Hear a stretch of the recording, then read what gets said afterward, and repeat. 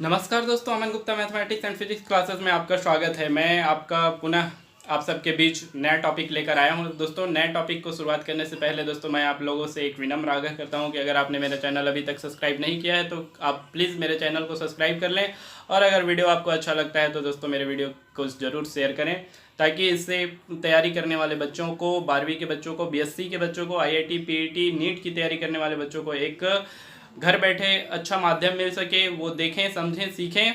ठीक है दोस्तों, मित्रों, स्टूडेंट्स, मैं आप सबके लिए एक और आग्रह करता हूं। आज हर चैनल पर, हर एड पर, चाहे वो सोशल नेटवर्क साइट हो, चाहे वो टेलीविज़न हो, सिर्फ एक ही संदेश दिया जा रहा है इस लॉकडाउन में, जो कि एक बीमारी के रूप में निकला हुआ है कोरोना। उससे बचने के लिए आप सब अपने घर में रहें, और घर में रहते हुए भी अपने हाथ को नियमित धोते रहें, साफ़ करते रहें, और बेवजह घर से बाहर ना निकलें।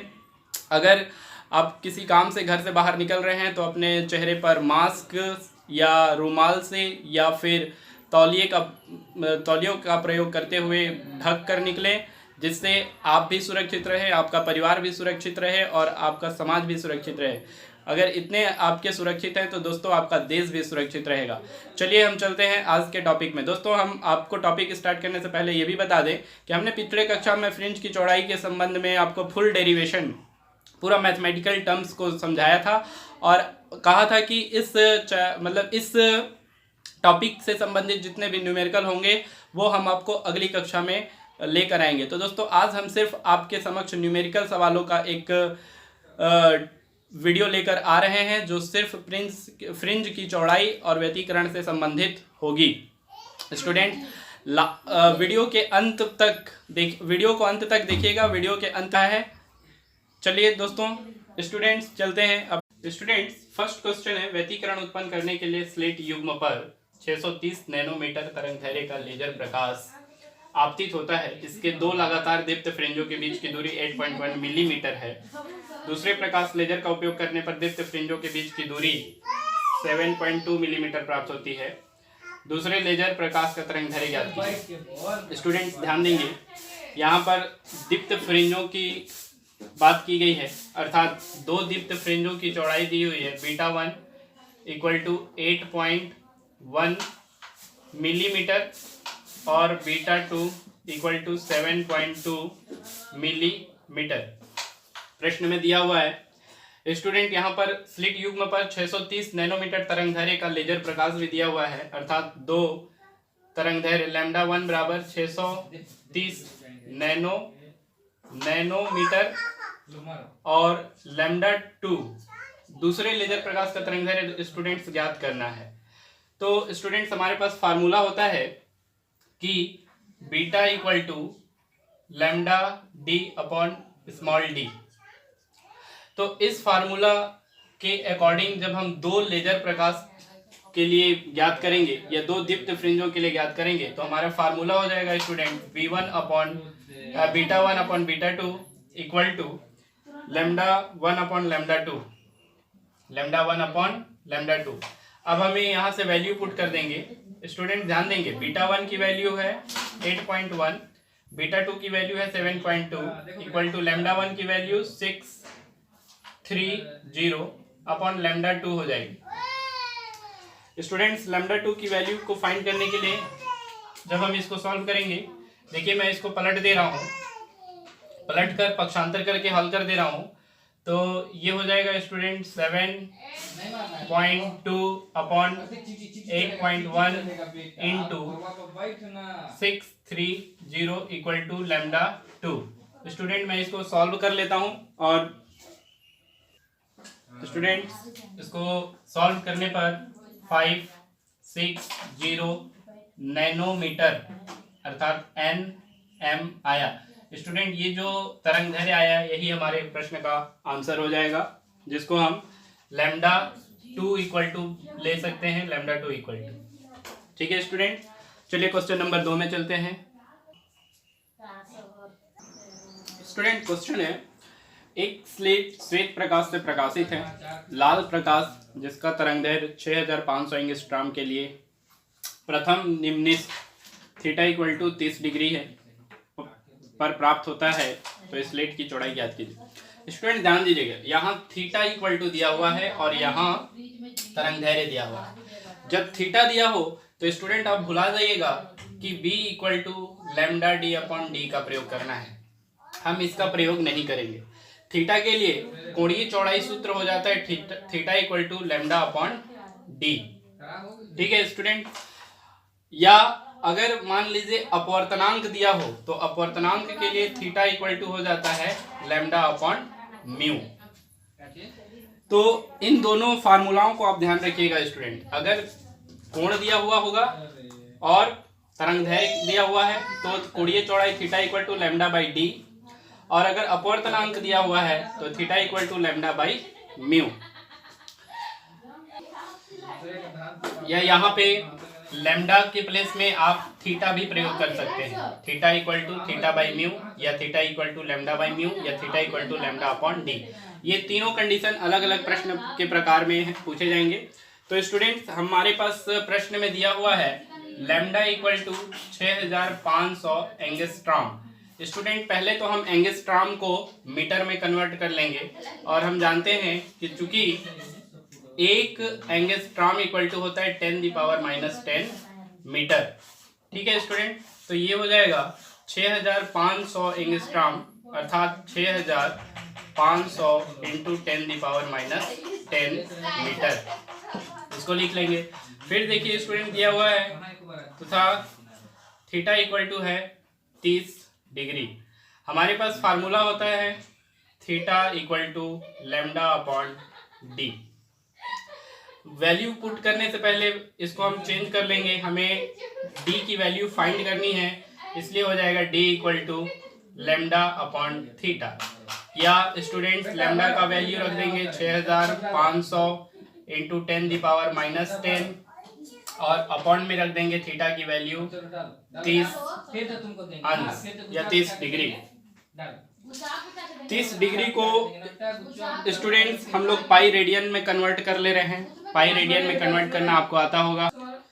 अगर मान लीजिए आप नहीं जानते होंगे तो मैं बता देता हूँ। Small D equal to 6500 into 10⁻⁻10 upon 30 degree को आप लिख सकते हैं स्टूडेंट 30 इंटू पाई बाई 180। अब इसको आप जब सॉल्व करेंगे तो स्टूडेंट आपके पास हो जाएगा small D equal to 6500 into 10⁻⁻10 metre upon, इसको हल कर लीजिए। पाई की वैल्यू होती है स्टूडेंट 3.14 और 30 से इसको काटेंगे तो 3 1 3 6 अपॉन में हो जाएगा 6। अब स्टूडेंट्स इस वैल्यू में ध्यान देंगे, यहाँ पर होल डिवाइडेड बाई है, ये नॉमिनेटर हो गया, डिनोमिनेटर हो गया, ये हर का टर्म है। इसमें जब सॉल्व करेंगे तो लिख देंगे d equal to 6500 into 10⁻⁻10 into ये 6 नॉमिनेटर में चला जाएगा और अपॉन में हो जाएगा 3.14। इसको सॉल्व कर लीजिए स्टूडेंट। जब आप इसका मल्टीप्लाई करेंगे और मल्टीप्लाई करने के बाद डिवाइड करेंगे तो डिवाइड करने पर आएगा 1.24 इंटू 10⁻।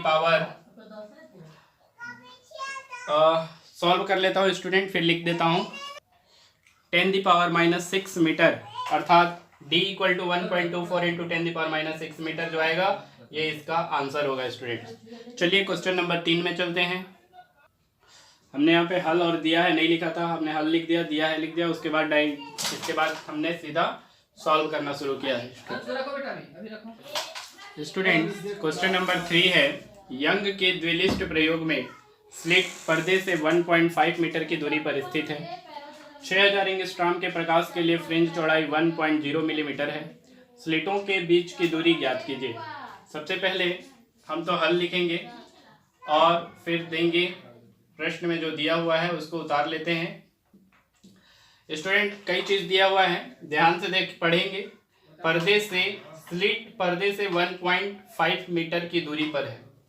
स्लिट पर्दे से अर्थात कैपिटल D इक्वल टू दिया हुआ है 1.5 मीटर और 6000 एंगस्ट्रॉम के प्रकाश के लिए। देखिए स्टूडेंट तरंग दैर्घ्य का वैल्यू दिया हुआ है 6000 एंगस्ट्राम। एंगस्ट्राम को हम लोग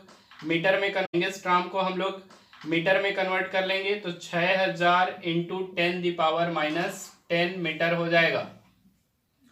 और फ्रिंज की चौड़ाई 1.0 मिलीमीटर, तो फ्रिंज की चौड़ाई को बीटा से रिप्रेजेंट करते हैं, तो बीटा इक्वल टू हो गया 1.0 मिलीमीटर। स्टूडेंट स्लिटों के बीच की दूरी ज्ञात कीजिए। चित्र को अगर आप बनाएंगे स्टूडेंट तो ऐसे कुछ चित्र बनेगा। ये एक्स वाई पर्दा हो जाएगा, ये स्लिट S1 और S2 होंगे, ध्यान दीजिएगा। S1 और S2 से एक्स वाई की वैल्यू D हो जाएगी। हमको S1 और S2 अर्थात इन दोनों के बीच की दूरी स्मॉल d का मान ज्ञात करना है। ठीक है students, capital D equal to 1.5 metre दिया हुआ है, लैम्डा की वैल्यू दी हुई है और बीटा की वैल्यू दी हुई है। अगर मान लीजिए कि ब्राइट और डार्क के बीच 1.0 मिलीमीटर की चौड़ाई है, तो ऐसी कंडीशन में स्मॉल d की वैल्यू फाइंड करने के लिए आप फार्मूला यूज करेंगे, चूंकि बीटा इक्वल टू होता है capital D upon small d, अर्थात lambda d upon small d। ये स्मॉल d यहाँ आ जाएगा तो आप लिख सकते हैं इसको d equal to lambda d upon capital beta. अब वैल्यू को पुट कर दीजिए students. d equal to lambda की वैल्यू 6000 इंटू 10⁻⁻10 इंटू d की वैल्यू 1.5 मीटर अपॉन में बीटा की वैल्यू 1.0 मिलीमीटर। स्टूडेंट्स मिलीमीटर को हम पहले मिलीमीटर को मीटर में कन्वर्ट करेंगे। ये जो मिलीमीटर है उसको मीटर में कन्वर्ट करेंगे तो के बाद इसकी वैल्यू जो है वो 10⁻³ मीटर आ जाएगी। तो इस प्रकार से 1.0 मिलीमीटर को हम 10⁻³ मीटर लिख सकते हैं। अब स्टूडेंट्स इसको आप सॉल्व करिए। 1 इंटू 10⁻³ मीटर सॉल्व करेंगे तो देखिए स्टूडेंट्स 10 आपने एक फार्मूला पढ़ा होगा, अगर नहीं पढ़ा है तो मैं आपको यहाँ बता दे रहा हूँ कि x⁻m upon x⁻n equal to x होता है m-n। तो स्टूडेंट्स यहाँ पर 10⁻³ ऊपर जाकर 10⁻+3 हो जाएगा और इस प्रकार 6000 इंटू 10⁻7 इंटू 1.5 बचेगा। स्टूडेंट्स इनका आप आपस में मल्टीप्लाई कर दीजिए और मल्टीप्लाई करने पर जो आंसर आएगा उसको आप लिख देंगे। मैं हल करके लिख दे रहा हूँ स्टूडेंट, सॉल्व कर दे रहा हूँ, यहीं पे कर दे रहा हूँ। 15 छक्का 90, 1 2 3 4 इंटू 10⁻7 रहेगा। स्टूडेंट पॉइंट 1 के बाद पॉइंट है एक अंक के बाद, तो यहाँ पर हम एक अंक के बाद पॉइंट लगा लेंगे। अब स्टूडेंट यहाँ पे 1 2 3 0 है तो आप इसको लिख सकते हैं या 9 इंटू 10⁻³ इंटू 10⁻7। अब इसके लिए स्टूडेंट्स एक और फार्मूला आप जान रहे हैं कि x⁻m into x⁻n equal to होता है x⁻m+n। तो 3 प्लस में है और 7 माइनस में है, तो 10⁻³ - 7 करेंगे तो आएगा 10⁻⁻4, है ना। तो आप स्मॉल d की वैल्यू स्टूडेंट लिख सकते हैं 9 इंटू 10⁻4 मीटर। ये आंसर हो जाएगा, देख लीजिए 9 इंटू 10⁻4 मीटर आंसर आ गया। स्टूडेंट चलते हैं अगले क्वेश्चन में। स्टूडेंट क्वेश्चन है यंग के प्रयोग में दो स्लिटों के बीच की दूरी 0.03 सेंटीमीटर है तथा 1.5 मीटर दूर रखे पर्दे पर चौथी दीप्त फ्रिंज केंद्रीय फ्रिंज से 1 सेंटीमीटर दूर है। प्रकाश के तरंग दैर्घ्य ज्ञात कीजिए। 2011 का पूछा हुआ सवाल है। अभी तक मैंने जितने सवाल बताए स्टूडेंट, ये सारे 2006, 2008, 2011 और 2009 के पूछे हुए हैं। स्टूडेंट्स लिख लेते हैं हल, और जो प्रश्न में दिया है उसको उतार लेते हैं। दिया है स्टूडेंट, दो स्लेटों के बीच की दूरी अर्थात small d equal to 0.03 centimetre, इसको मीटर में कन्वर्ट करेंगे, तथा स्लिट से 1.5 मीटर दूर रखे पर्दे पर d इक्वल टू 1.5 मीटर। चौथी दीप्त फ्रिंज केंद्रीय फ्रिंज से 1 सेंटीमीटर दूर है। प्रकाश का तरंग दैर्घ्य ज्ञात कीजिए। स्टूडेंट लैम्डा इक्वल टू ज्ञात करना है, बीटा इक्वल टू दिया हुआ है, ठीक ना। यहाँ पर स्टूडेंट्स हमको देखना है कि ये चौथी, तीसरी, चौथी, दूसरी का प्रयोग कर चुका है, अर्थात जो हम दीप्त और अदीप्त फ्रिंज के लिए सूत्र निकाल रहे थे उसमें देखिए यहाँ दीप्त का प्रयोग किया है। तो दीप्त के लिए हम जानते हैं कि λ/2 समगुणक होता है, तो पहली, दूसरी, तीसरी और चौथी फ्रिंज के लिए फार्मूला रखेंगे और प्रकाश का तरंग दैर्घ्य ज्ञात करेंगे। आइए देखते हैं स्टूडेंट। 0.03 सेंटीमीटर में 100 से डिवाइड कर देंगे तो हो जाएगा 0.03 into 10⁻² metre. d equal to 1.5 metre. यहाँ पर बीटा के प्लेस पर होगा स्टूडेंट x, केंद्रीय दीप्त फ्रिंज पूछ रहा है इसलिए x। 1 सेंटीमीटर को 100 से डिवाइड करेंगे तो 1 इंटू 10⁻² मीटर हो जाएगा। चौथी दीप्त फ्रिंज अर्थात n बराबर 4 दिया हुआ है, इसलिए फार्मूला यूज करेंगे x equal to n lambda d upon small d। Student इसको डायग्राम के माध्यम से भी आप देख सकते हैं। डायग्राम हमारा हो जाएगा, सपोज कि यहाँ बना देता हूँ स्टूडेंट कि ये स्लेट हो गया S1 और S2, ध्यान देंगे, जिससे पर्दा है ये केंद्रीय दीप्त फ्रिंज है, इससे n बराबर 4 पर 1 सेंटीमीटर का वैल्यू दिया हुआ है। 1 सेंटीमीटर मान लेते हैं, ऊपर में जा रहा है, x इक्वल टू 1 सेंटीमीटर।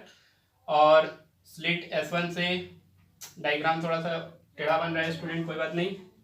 इन दोनों स्लिटों के बीच की दूरी दी हुई है स्मॉल d 0.03 सेंटीमीटर और पर्दे की दूरी दी हुई है स्लिट से 1.5 मीटर। ठीक है स्टूडेंट, इस प्रकार से डायग्राम के अकॉर्डिंग आप समझ सकते हैं। हमें लैम्डा का वैल्यू फाइंड करना है, तो यहाँ आइएगा, इसको या करके लिख लीजिए, x d अपॉन n, और कैपिटल D नीचे हो जाएगा, n into capital D equal to lambda होगा। या इसी को आप लिख सकते हैं lambda equal to X D upon n capital D।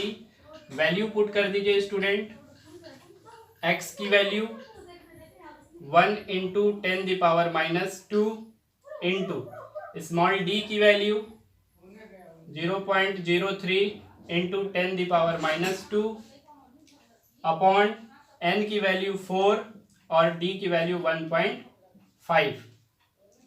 Lambda equal to, student इसको कैलकुलेट कर लीजिए, ये 10⁻² और 10⁻² जो है वो 10⁻4 हो जाएंगे, और इसको सॉल्व करेंगे तो 0.03 इंटू 10⁻4 अपॉन में 15 चौको 60, 6.0 हो जाएगा।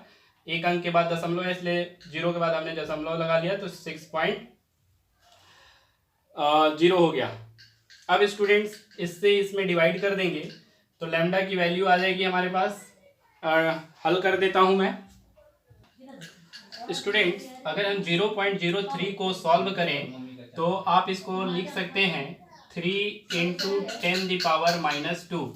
पॉइंट के बाद दो डिजिट है, इसलिए 10⁻² हो जाएगा इंटू 10⁻4, और यहाँ पर 3.0 हो जाएगा। स्टूडेंट ध्यान देंगे, 3.0 अपॉन में हो जाएगा 6.0। अब ये 4 और 2 -6 हो जाएगा स्टूडेंट, मीन्स 3 इंटू 10⁻6 अपॉन 6। अब 6 से इसमें डिवाइड कर दीजिए, जो आंसर आएगा वही हमारा तरंग दैर्घ्य होगा।